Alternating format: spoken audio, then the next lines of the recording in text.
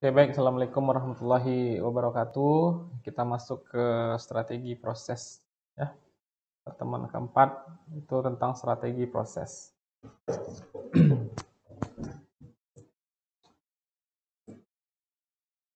Proses. Nah, proses ini dalam manajemen operasi ini sangat krusial, sangat penting karena apalagi dalam membuat jasa, ya. Perusahaan itu dia bisa bikin produk itu jenisnya dia kan dua, kan. Itu bisa berupa barang atau bisa dia berupa jasa. Kalau berupa jasa, itu proses itu dia lebih kompleks gitu. Nah, karena ketika produk seperti jasa itu dibuat, nah otomatis pelanggan pun dia langsung menerima produk tersebut karena dia berkaitan dengan pelayanan. Perbankan itu pasti orang ingin yang prosesnya cepat. Betul ya? Kenapa orang lebih suka nabung di bank BCA? Nah, nabung di bank BCA daripada ke bank lain. Nah, kenapa? Atau karena prosesnya misalnya ATM, misalnya dia punya banyak ATM dan yang mempercepat proses untuk transaksi. Atau dia punya mobile bankingnya bagus. Nah, jadi itu yang membuat Bank BCA itu menjadi bank dengan nilai kapital terbesar di Asia Tenggara. Di Asia Tenggara loh, nah Bank BCA itu yang paling besar, ya, nilai kapitalnya. Di rumah sakit juga, rumah sakit itu butuh juga proses yang cepat, ya, karena ada penanganan pasien.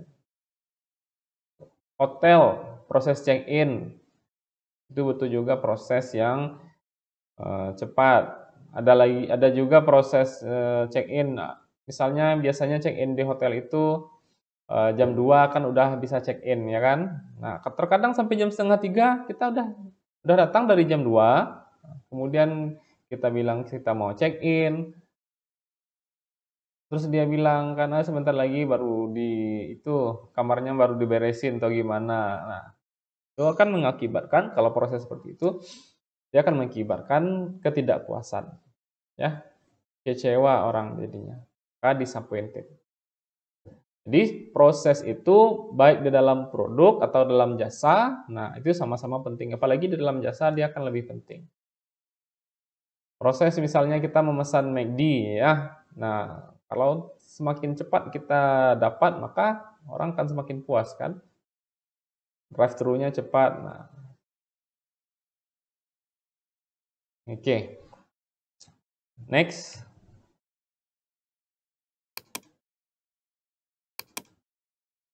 Perusahaan Dell komputer. Nah, bagaimana kita dapat membuat proses pembelian komputer yang lebih baik?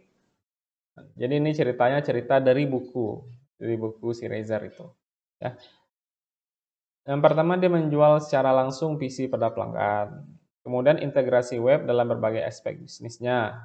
Ini mengoperasikan persediaan 6 hari, membuat komputer secara cepat dengan biaya rendah dan hanya dibuat pada saat dipesan, kostumisasi massal. Nah, kemudian fokus penelitian pada software yang didesain untuk membuat proses instalasi dan konfigurasi pada komputer lebih cepat dan mudah.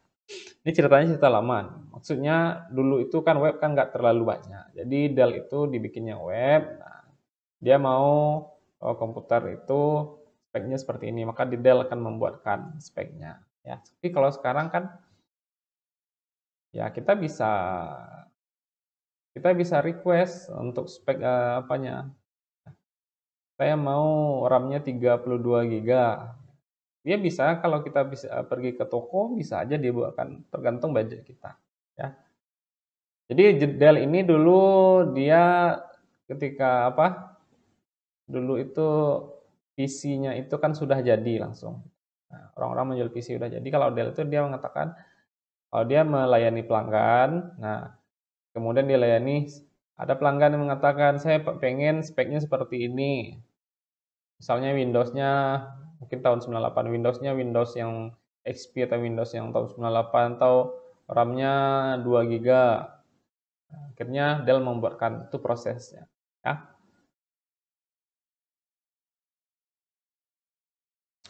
Pengertian strategi proses. Nah, jadi proses strategi atau strategis transformasi adalah sebuah pendekatan organisasi untuk mengubah sumber daya menjadi barang dan jasa. Tujuan strategi proses adalah menemukan suatu cara memproduksi barang dan jasa yang memenuhi persyaratan dari pelanggan dan spesifikasi produk yang ada dalam batasan biaya dan batasan manajerial lainnya. Proses yang dipilih akan berdampak jangka panjang terhadap efisiensi dan produksi serta fleksibilitas biaya dan kualitas barang yang diproduksi. Gitu. Jadi dalam membuat produknya itu, nah, dia harus mengikuti preference dari konsumer, ya, preference dari customer. Nah, dia ingin seperti ini, sekarang ini kalau dulu mungkin orang masih bisnis masih kaku, ya. Tapi kalau sekarang kita bikin misalnya bikin kita punya usaha makanan, kemudian mungkin kalau ada yang punya usaha bisnis, usaha kuliner, itu udah sesuai dengan keinginan pelanggan loh gitu. Ya, sesuai dengan keinginan pelanggan. Sekarang ini misalnya bikin Indomie maunya pedas. Ini kalau di Jakarta itu tinggal kalau di Jawa itu misalnya bikin Indomie pakai ceker tambah 3.000. Nah, jadi tergantung preferensi dari customer, ya. Tambah ceker tambah 3.000, sausnya tambah cabai setannya segini. Nah, ya pakai kartu-kartu itu. Jadi fokusnya pada pelanggan, ya, fokusnya pada pelanggan, ya. Kemarin ini banyak yang kemarin baru saja ada polemik nih. Nah, karena ada masalah polisi, kemudian eh, ada sebuah tweet yang cukup viral yang mengatakan bahwa kok lebih baik polisi diganti aja sama Satpam BCA katanya. Nah, karena kok bisa orang seperti itu? Kenapa dia bisa mengatakan bahwa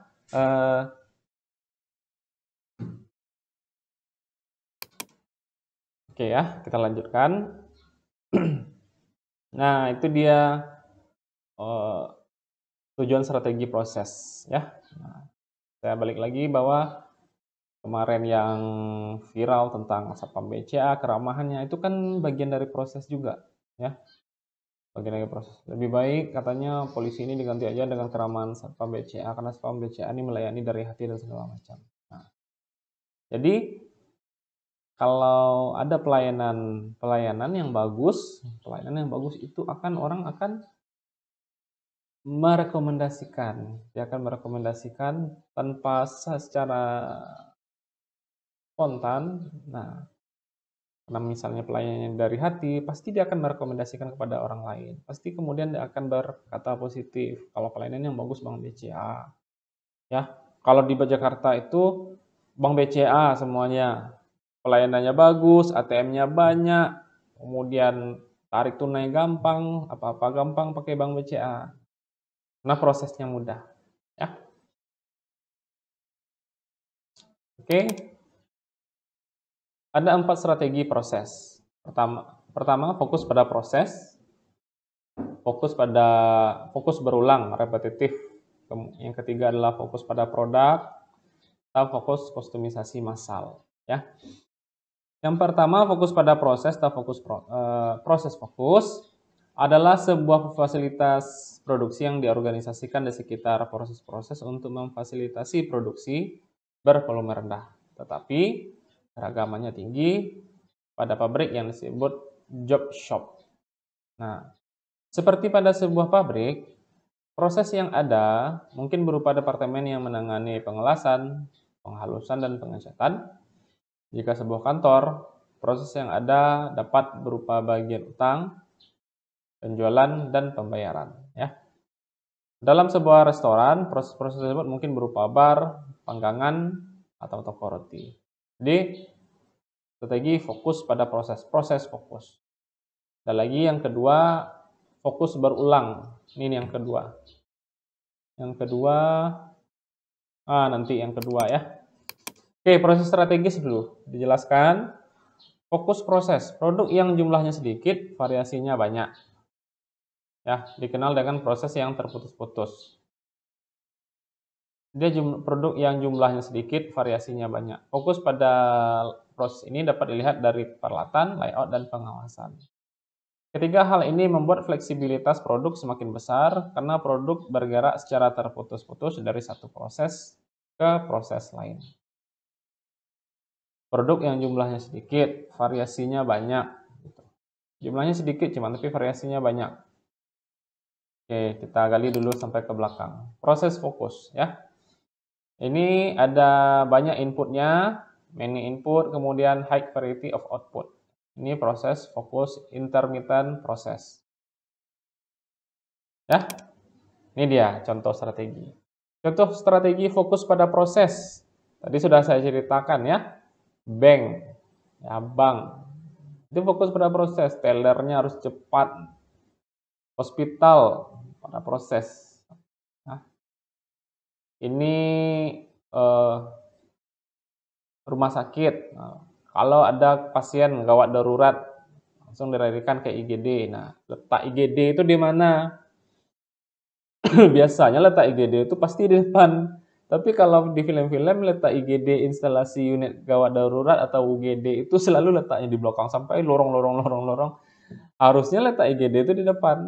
Dan sebenarnya memang IGD itu di depan mana-mana pun rumah sakit IGD pasti di depan. Ya. Terus yang berlari sampai di sinetron itu apa? Itu kan filmnya aja, ya. IGD itu dia pasti di depan. Nah, kemudian machine shop, ya. Itu strategi fokus pada proses, berarti cepat orang melayani. Misalnya kalau kita mau ke bank mah kan nggak perlu pengennya kan yang cepat dilayani kan, cepat dilayani, cepat selesai transaksinya, gitu. Itu dia contoh strategi pada proses. Kemudian strategi fokus pada proses.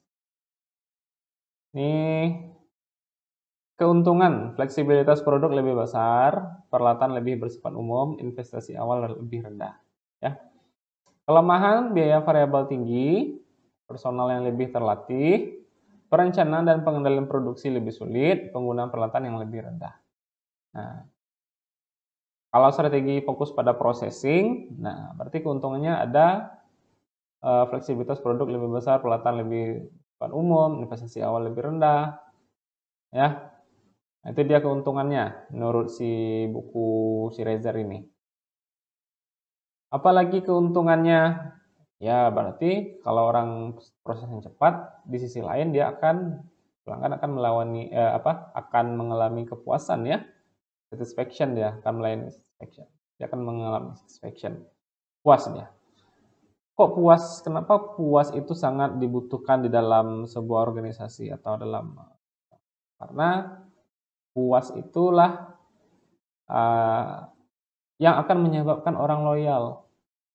Kalau orang puas pasti, biasanya kalau orang sudah puas dia pasti loyal. Loyal itu apa sih Pak? Loyal itu berarti dia melakukan pembelian berulang, itu namanya loyal, ya kan?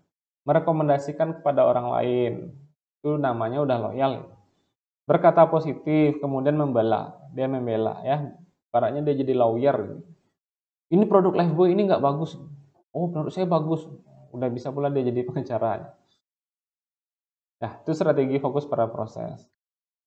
Kemudian ada strategi fokus berulang. Ini banyak tipe nih. Fokus. Repetitive fokus. Itu proses produksi berulang yang menggunakan modul yang berorientasi pada produk.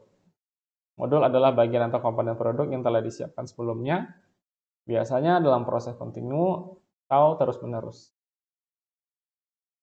Lini proses berulang sama dengan lini perakitan fisik, ya. Lini ini digunakan secara luas di hampir seluruh perakitan mobil dan peralatan rumah tangga. Lebih terstruktur dan karenanya tidak fleksibel dibandingkan suatu fasilitas yang terfokus pada proses. Nanti kita bisa lihat contohnya ya. Strategi fokus berulang atau repetitif. Ya. Fasilitas sering diatur atau ditata berdasarkan lini perakitan, assembly line.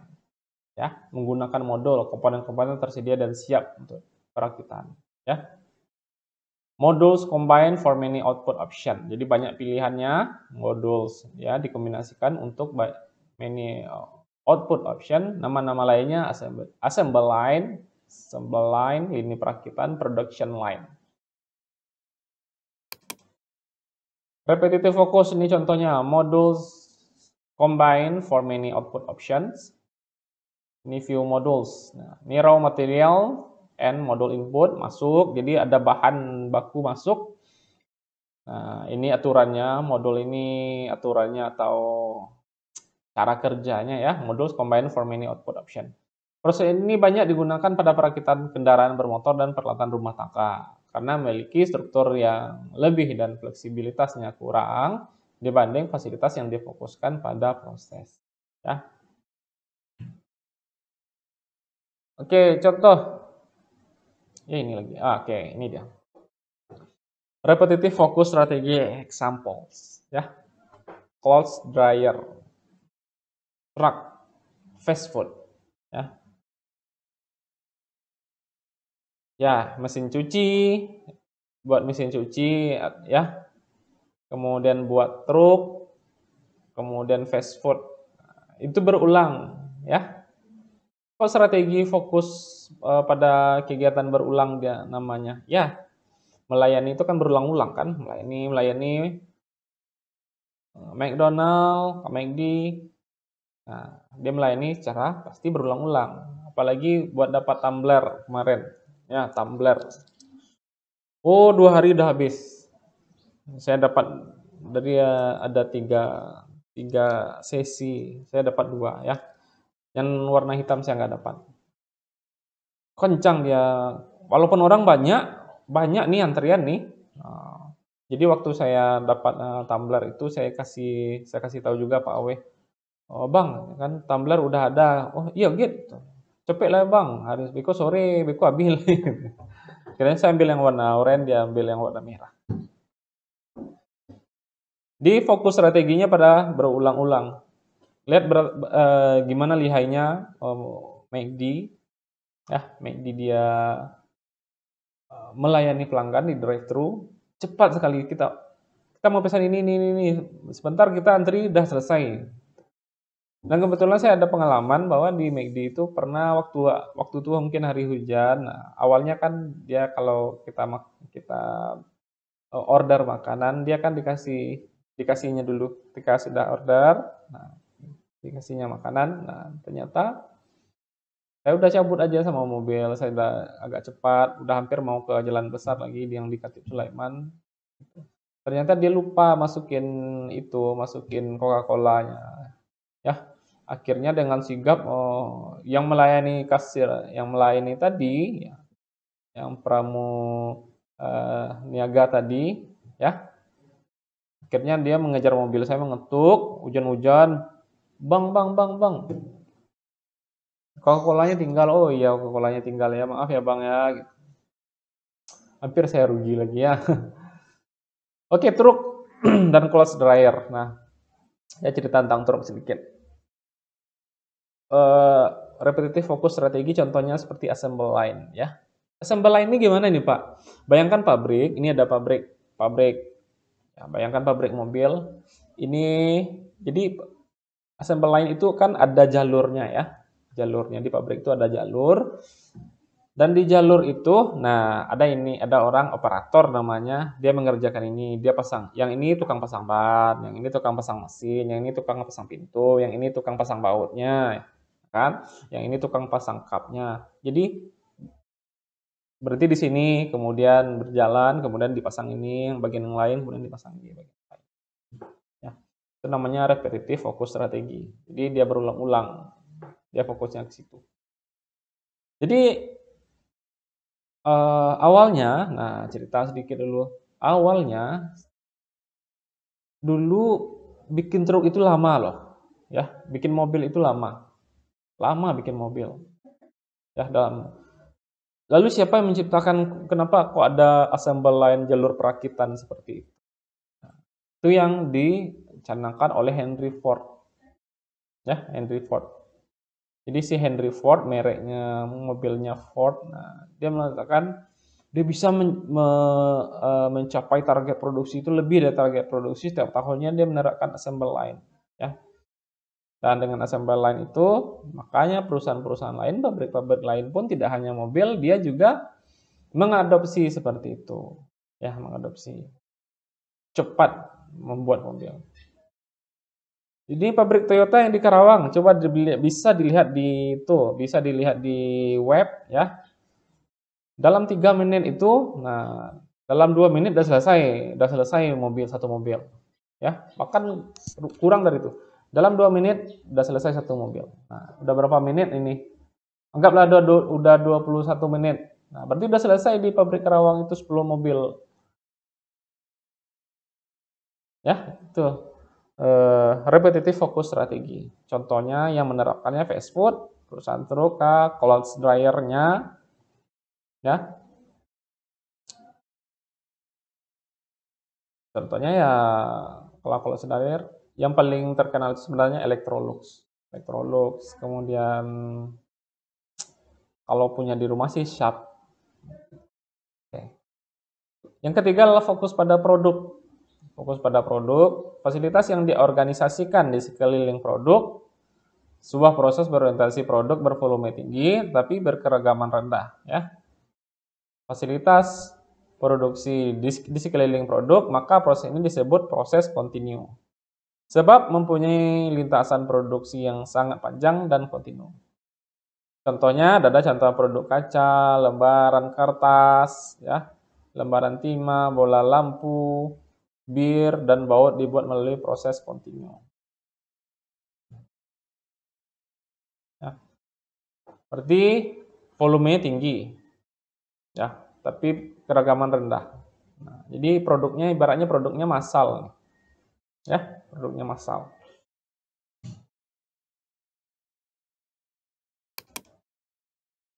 Soft drink, continuous and discrete, ya. Soft drink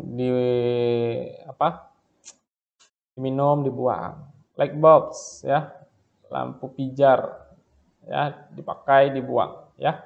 Paper, ya, atau kertas. Oke, paper. Nah, yang keempat, kostumisasi massal. Kostumisasi massal merupakan pembuatan produk dan jasa yang dapat memenuhi keinginan pelanggan yang semakin unik secara cepat dan murah. Namun, kostumisasi massal bukan hanya mengenai keragaman produk, tetapi juga bagaimana secara ekonomis mengetahui apa yang diinginkan pelanggan dan kapan pelanggan menginginkannya dengan tepat. Ya, seperti sesuai dengan keinginan pelanggan. Itu cara seperti Dell tadi. Sesuai dengan keinginan pelanggan. Desain proses untuk jasa. Interaksi dengan konsumen seringkali berakibat secara luas pada kinerja proses, tetapi pelayanan secara alami berdampak pada berapa interaksi dan pengkonsumsian yang dibutuhkan. Apabila proses yang dirancang semakin dapat mengakomodasi kebutuhan ini, maka prosesnya semakin efektif dan efisien. Teknik untuk meningkatkan pelayanan pada jasa maksudnya, ya. Strategi pemisahan, ya. Membuat struktur pelayanan sehingga pelanggan harus pergi ke tempat layanan ditawarkan. Pelanggan bank datang untuk manajer membuka tabung baru, ke petugas kredit untuk minta pinjaman, dan ke kasir untuk menyetorkan uang. Nah, pisahkan ini biar nggak terlalu banyak mungkin antriannya, ya. Yang ini buat nyetor bank sini, buat clearing sini, kemudian mau ganti kartu ATM di sini. Tapi sekarang udah hebat lagi, udah canggih sekali. Sekarang ganti kartu ATM pun sekarang ada ATM card-nya gitu. Bisa langsung di Jakarta udah ada tuh. Penundaan. Ya. Kustomisasi saat pengantaran, kustomisasi mobil van saat pengantaran bukan saat produksi. Ya. Ketiga, fokus batasi hal-hal yang ditawarkan, contohnya menu yang terbatas pada restoran. Nah, berarti fokus maksudnya itu biar nggak terlalu banyak apa ya, mungkin karena ribet. Mungkin ada juga contoh kayak restoran yang fokus misalnya pada seafood, ya seafood aja, nggak ada ayamnya, nggak ada dendengnya.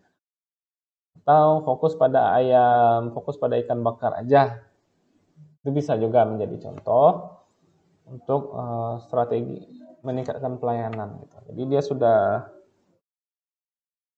sudah spesial di sana ya. Modul otomisasi, kemudian penjadwalan dan pelatihan. Oke, ini silahkan dibaca nih. Ini bagian yang terakhir nih, produksi. Produksi itu tentu ada persiapan produksi, persiapan bahan baku, raw material, proses produksi, menjaga kualitas, dan proses distribusi ya. Persiapan produksi memperkirakan demand, permintaan, berarti bikin anggaran. Nanti ada juga nanti kalian akan bikin anggaran, ya, bikin anggaran, kemudian persiapan mesin, membuat standar produk, merencanakan kebutuhan bahan. Kok diperkirakan dulu demand-nya, Pak? Ya, bikin anggaran penjualan dulu. Kalau kita bikin anggaran penjualan, target penjualan, baru kita tahu berapa yang mau kita produksi, baru kita tahu berapa yang mau kita beli bahan bakunya. Tapi kalau makanya jadi dari anggaran penjualan itu diturunkan ke anggaran operasional lainnya. Ya, kita ngajar anggaran juga nih kebetulan semester ini. Penyusunan kebutuhan bahan, pemilihan bahan baku, proses pengadonan dan penimbangan, mengaduk, ya, stirring, proses pencetakan, print, pengukusan, pengirisan, melakukan quality control, ya, QC, proses pengepakan, packagingnya, pendataannya, distribution kepada toko cabang dan retail. Ya. Oke, itu pertemuan kita pada kali ini. Nanti saya akan kasih tugas ya, mudah-mudahan tugasnya juga bermanfaat gitu kan, menambah pengetahuan kalian semuanya. Semua orang berpikir untuk mengubah dunia, tapi tak satu pun berpikir untuk mengubah dirinya sendiri. Ini quote-nya ini quotes-nya ini Ibu Asmainelis yang bikin ya. Sharing kok kita berpikir untuk merubah diri sendiri ya. Biarlah daripada nggak ada quotes sama sekali, nggak ada pendidikan karakternya. Nggak apa-apa ya. Oke, terima kasih. Assalamualaikum warahmatullahi wabarakatuh.